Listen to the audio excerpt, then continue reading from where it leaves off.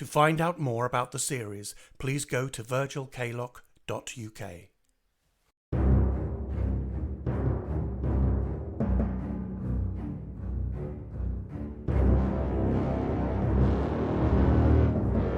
The Strange Tales of Virgil Kaylock. The Urn.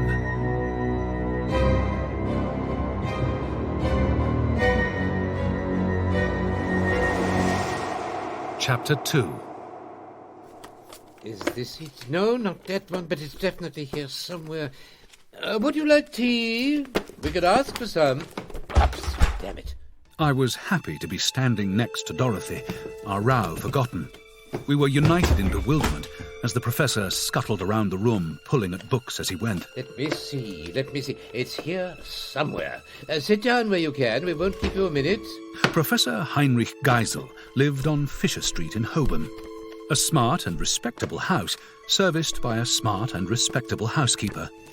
The kitchen, drawing room and parlour were immaculately maintained and were clearly her domain, whilst the professor himself appeared to live exiled in his study.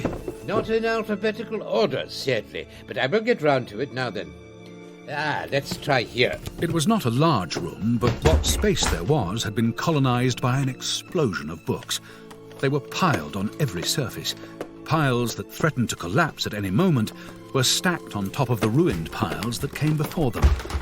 A camp bed with crumpled sheets lay precariously beneath an overburdened bookcase, and plates and cups and ashtrays joined in the cascade of learned chaos. Now, let me see. Yes! Here it is. Munster's Cosmographia. Not the real thing, sadly, an 18th century translation of the 15th century original. Now then, yes. Listen! In the year of our Lord, 1462, Lord Dracula came to the great city of Shiltu. When day came, early in the morning, he had women and men, young and old, impaled on stakes about the hill by the chapel, and sat down among them and ate his breakfast with enjoyment. My God! Yes, it goes on.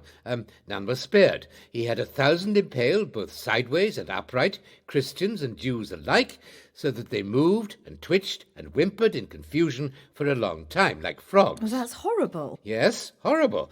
His name was Vlad Tepes. The name Dracula is a derivation from Dracul. Right. The Order of Dracul was a military honour given to his father, which was then passed down, in turn, to him. Dracula means, well, it means son of Dracul, son of the dragon. It can also be translated as son of the devil. Yes, and I understand that a sadistic warlord existed in the 15th century, but... But you doubt the existence of the vampire. The ashes in the urn are only a few decades old at most. That's right, quite right.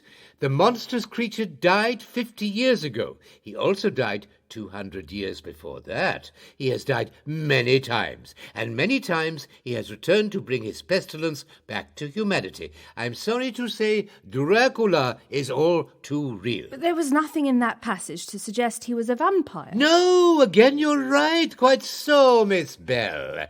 It tells us that he was a man of great evil, great power, a man that found exhilaration in spilling the blood of his victims.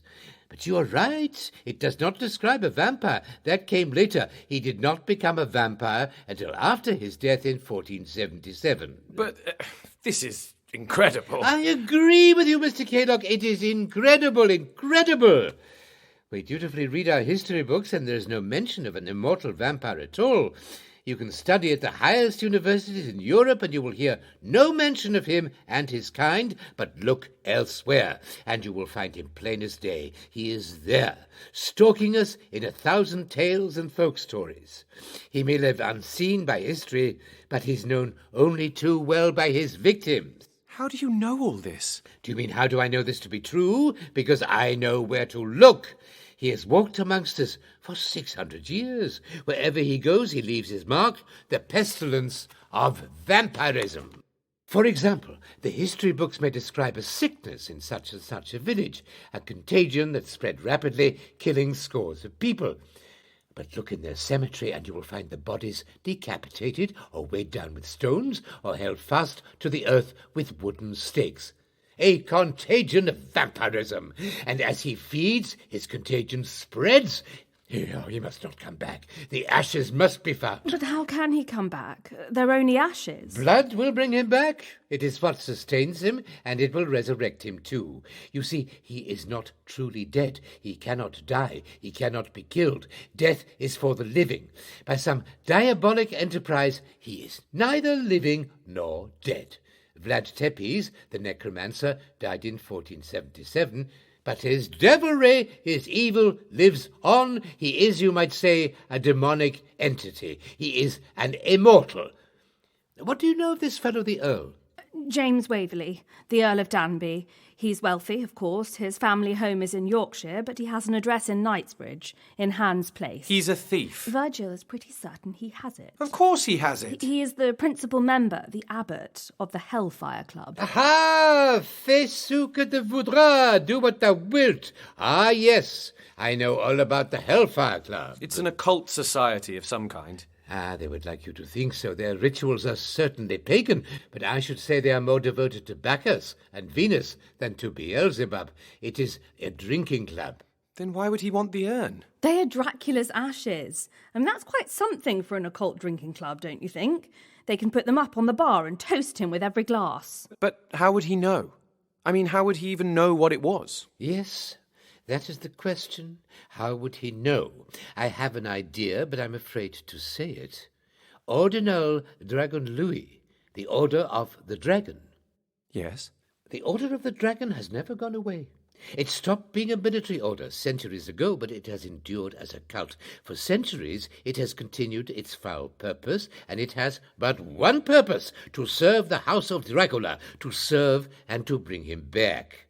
Do you know who they are? No, I don't, and I don't know anyone who does, but I know they exist, and it is possible that your Earl has something to do with it. But why? Why would anyone want to resurrect a vampire? Yes, why? I have studied the occult for many years, Mr. Kaylock. It is the story of mankind itself, a story that we keep hidden from ourselves. It is the history of our own darkness, who we really are. We humans live as well in the dark as we do in the light, and darkness has its own rewards, its own salvation. We are drawn to evil because we cannot help ourselves. We are drawn to evil because it is who we really are. We are drawn to evil because, well, because we like it. And Dracula is the prince of evil, the prince of darkness. What should we do? Vampirism is as old as mankind itself, but it could have been designed for the modern age. It is contagion. Can you imagine how quickly it would spread through this city and then on through the cities of the world? It is the end of days, and Dracula is the devil himself. There is no question. We must find the urn straight away. We must find it and keep it safe from those that would invoke the end of all things. But how? We know who has it, but how do we get it back? Already it may be too late. One only needs to wash the ashes in blood, and he will return. We should call the police. I don't think the police will understand, Virgil, do you? I think... No, we'll have to find it ourselves. We must search Hans Place. How? Well, we can assume that the Earl of Danby won't just hand it over. We'll have to break in. I don't think that's a good idea. Virgil, we have no choice. There was no more discussion to be had. I insisted that I alone should take the risk and attempt to break into the house on Hans Place, but to no avail. Dorothy insisted louder that she would be a better burglar than I would ever be, and I had to agree. We arrived in the square shortly after 2 o'clock in the morning. It was a cold but clear night. The street was empty, and we were careful to avoid being seen. We circumnavigated the house and looked for a way in. I worked at a back window with a chisel, while Dorothy acted as a lookout. My heart was pounding in my chest. I felt absurd. I felt frightened. I was completely out of my depth. I had always had a deep-seated respect for authority. My father had made sure of that, and a respect for property too, and I fully expected to end the night in a prison cell. Hell! What? Dorothy, it's no good. I can't do this. Shh, hand it over. Let me try. It won't budge. Unless we smash it, really, it's hopeless. You're sure? Yes, absolutely. Right. Dorothy! Dorothy! Where are you going? I'm going to knock on the door. What? Wait, Dorothy! Oh, for God's sake! By the time I had caught up with her at the front door, Dorothy had knocked extremely loudly and was standing back, waiting for a response. Dorothy! What? What's he going to do? I'm not just going to leave it. You can run away if you want to. James Waverley wore an embroidered dressing gown of deep red. His hair was tousled, and he stood bleary-eyed and confused in the doorway, while I garbled an apology for our late intrusion. Yes, all right. Very nice to see you again, Miss Bell. God, what time is it? Look, you'd better come in. The drawing room was predictably opulent, but its comfort was marred by the electric light, which seemed far too bright for the early hours of the morning. We sat down. We refused the offer of tea, and we waited for the Earl to speak. Well, a pleasant surprise and all that. An unusual hour, don't you think? We are sorry to disturb you. You are writing a piece on the nocturnal habits of Britain's lesser nobility, is that right? You've caught me on the hop. We wanted to know if you had heard about the theft from the British Museum. Theft from the... Do you know, I think I did hear something. The security at the museum appears to be most inadequate. It seemed too easy for the thief. You got off lightly from what I hear. I suggest you make the necessary changes, Mr. Kaylock. We are in the middle of renovation. All the doors are being modernised, reinforced. Good job. The heritage of the Empire should not be so easily plundered. But you are here, I imagine, because you suppose me to be the plunderer. Did you? No. But you wanted the urn. You offered to buy it. That doesn't make me a thief. It seemed an attractive ornament. I liked it. Coincidence. Now, let me ask you a question. Why are you so keen to get it back? The museum got off lightly. It didn't even reach the papers. There's nothing particularly special about a funerary urn. The museum must have hundreds. It was under my supervision. I feel responsible. Ah, now that's a noble sentiment. And your dedication is very apparent, banging on doors at 2 a.m. If only the police shared such a developed sense of responsibility. We believe the urn may be special. Oh, in what way? We believe it might be dangerous. Really? Then probably not a good idea to show it off in a museum. Or at the Hellfire Club. Or at the Hellfire Club. Absolutely. You do know that it's just a bit of fun, don't you? The club. Bunch of fools, really. I certainly wouldn't trust them with anything dangerous. Contrary to belief, we don't perform the Black Mass, and we don't kiss Satan's bum. Nevertheless, I've learned some interesting stuff poking about in the darkness. So you haven't got it? It would be extremely foolish to be in possession of something like that, don't you think? But I must ask you, what is your interest in the urn, and when you find it, what do you intend to do with it? Destroy it. Destroy its contents, all of it. Some people would rather you take more care of it. The Order of the Dragon. Gosh, you don't beat about the bush, do you? What do you know about the Order of the Dragon? Are you members? Of course not. We have nothing to do with them. No, I don't think you do. Look, Dorothy, Mr. Kaylock, this is extremely serious stuff, you know. And I think you may be a little out of your depth. We may know more than you think. It's nothing to be ashamed about. I'm out of my depth too. One thing is certain. It must be destroyed as soon as possible. But that's just it, you see. You would have thought that burning the fellow to a fine ash would do the job, but apparently not. How do you destroy ash? Better to keep it safe. Better to keep it hidden. After all, someone must have done just that for the last 50 years.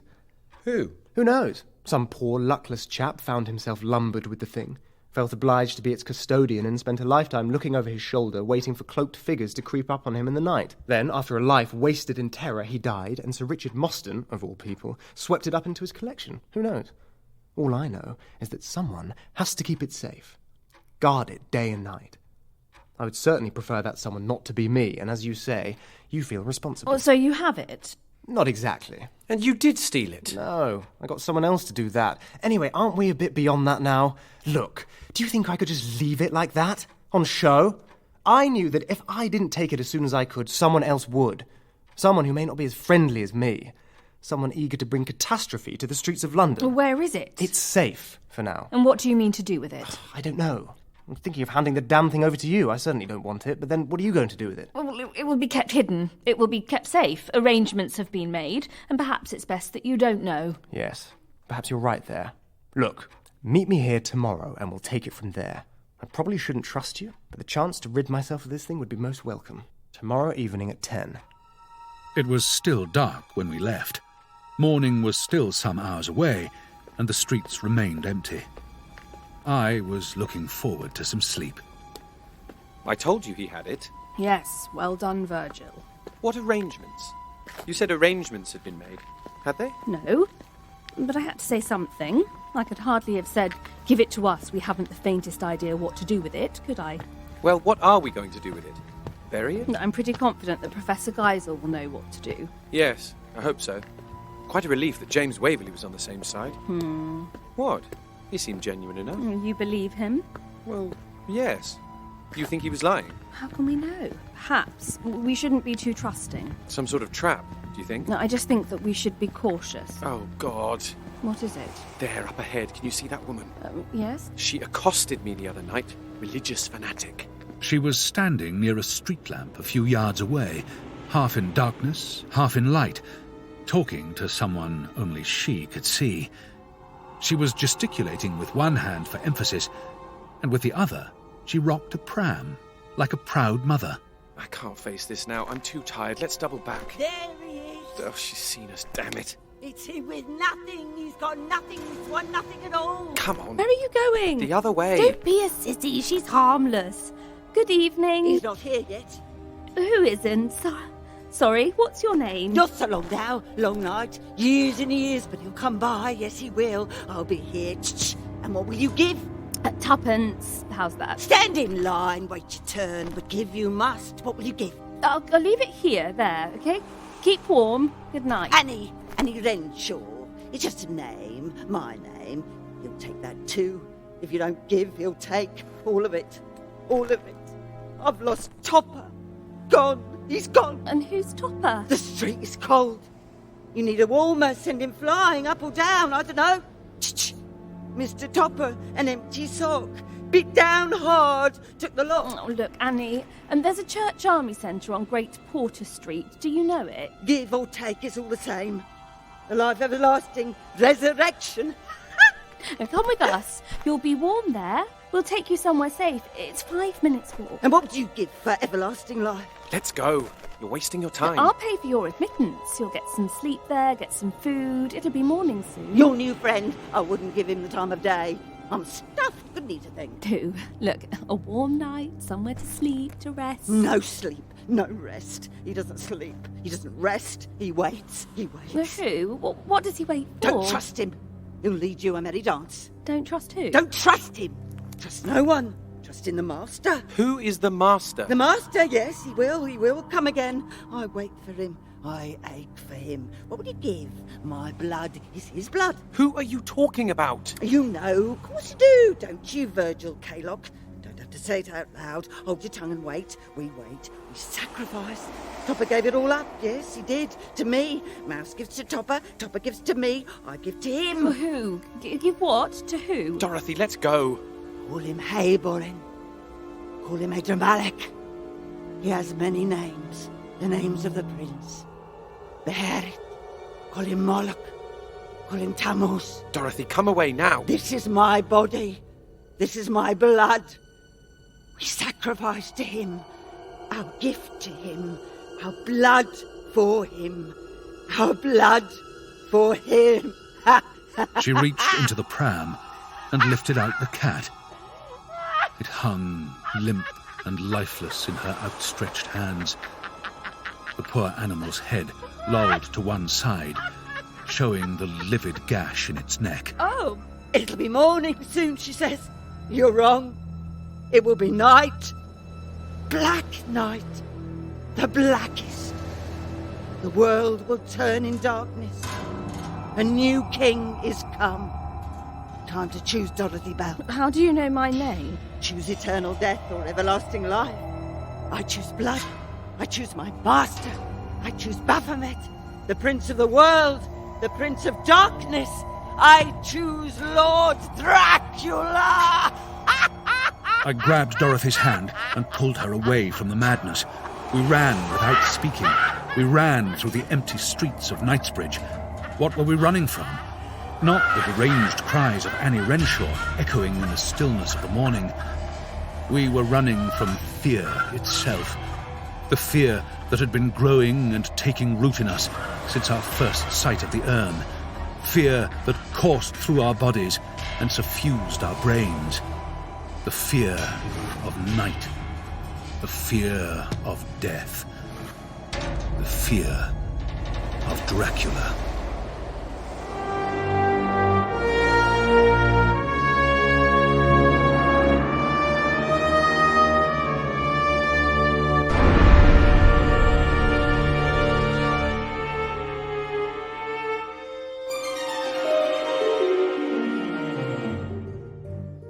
In Chapter 2 of The Urn, written by John Ram, Virgil Kaylock was played by Nicholas Bolton. The young Kaylock, Daniel Fraser. Dorothy Bell, Ellie Turner. Professor Geisel, Hugh Ross. James Waverley, Josh Dillon, and Annie Renshaw was played by Sian Webber. The music was composed and performed by Neil Brand. The Strange Tales of Virgil Kaylock is supported using public funding by the National Lottery through Arts Council England. It is produced by Richard Varman, Martin Malone, and John Ram. It is a Kaylock production.